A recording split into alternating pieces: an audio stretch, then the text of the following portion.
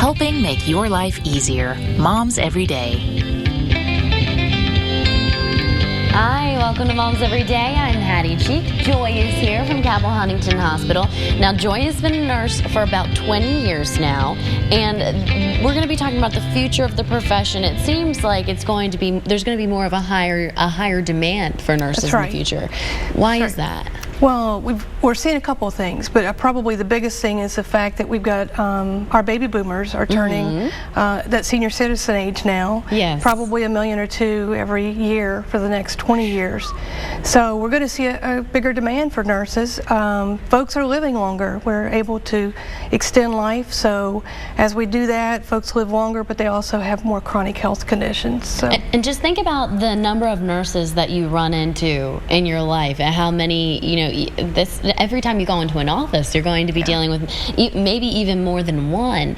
So you said the baby boomers. That's going to be a big reason. So you're going to have to focus a lot more on geriatrics. Is that That's right. seem to be the case? And we're seeing it today. We almost have or will have what we call a tsunami of the aging population. Wow. And with that, our challenges, everything from you've got seniors who are very active and live a full life all the way to the end of their life, and then you've got seniors that become very frail. And so with that, you've got to have a sort of a broad range of understanding and knowledge about what happens to the aging body as it ages and how well it can handle an assault or a trauma. Right. And nurses are pretty much that frontline person taking care of the patient at the bedside.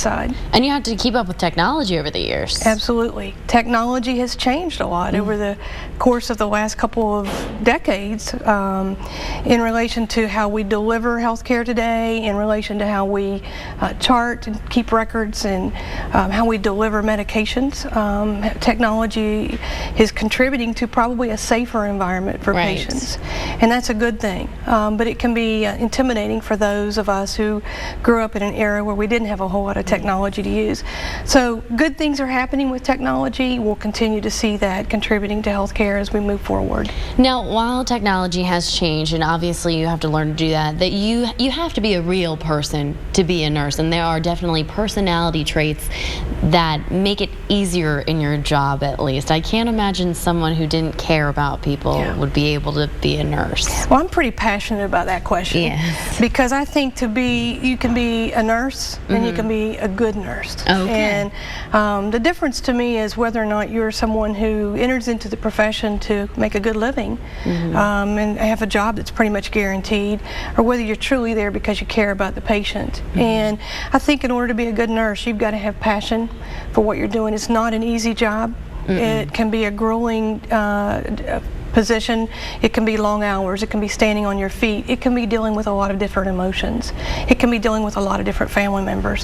So I think you need a lot of compassion and empathy. You need patience. Right. And I would imagine it's not even necessarily patience with the patient. You just said you have to talk to a lot of family members, and I know that can be difficult, and the family can be difficult on you. How do you make that kind of conversation or that interaction with family members successful? Well, that's a key thing as well, because I think people are intimidated, particularly when they're in a hospital or in a physician's office. The healthcare provider intimidates the patient oftentimes just because of their lack of knowledge, and the other person is at a disadvantage because they're dealing with a health concern. So it's very important as a healthcare provider to be sensitive to that and to speak on the surface to what the patient needs to hear or the family member needs to hear, not use medical language. Yes, you really need to think about the person at hand. It's a different language, and every profession has its own language, but we tend to fall into that very routinely. So you got to be very confident that that's not going to happen, and you got to be aware of that. It's important to listen. To have good listening skills, and in this fast-paced world that we live in today, that's a challenge for many of us. Well, if you want to become a nurse, how should they get in contact with you, or what should they do? What's your advice? Well, contacting a nurse that you know is a good step to give you some insight into whether or not you make a good fit. The School of Nursing's local, we have so many of those around here, we're very fortunate with that, have very good people at the front line that will be talk to you, encourage you, or provide you with information you need to move forward with that career choice. Of course, I'm always open to anyone contacting me. We're there to help, and we want to recruit new young faces and active passionate people into the career. Right, and 20 years of experience, you're definitely a good person to call. Thank you for being with us. Really glad that you could come. If you need any more information, just head to WSAZ.com. Click on the Moms Everyday tab. You can rewatch the interview and get all the info there.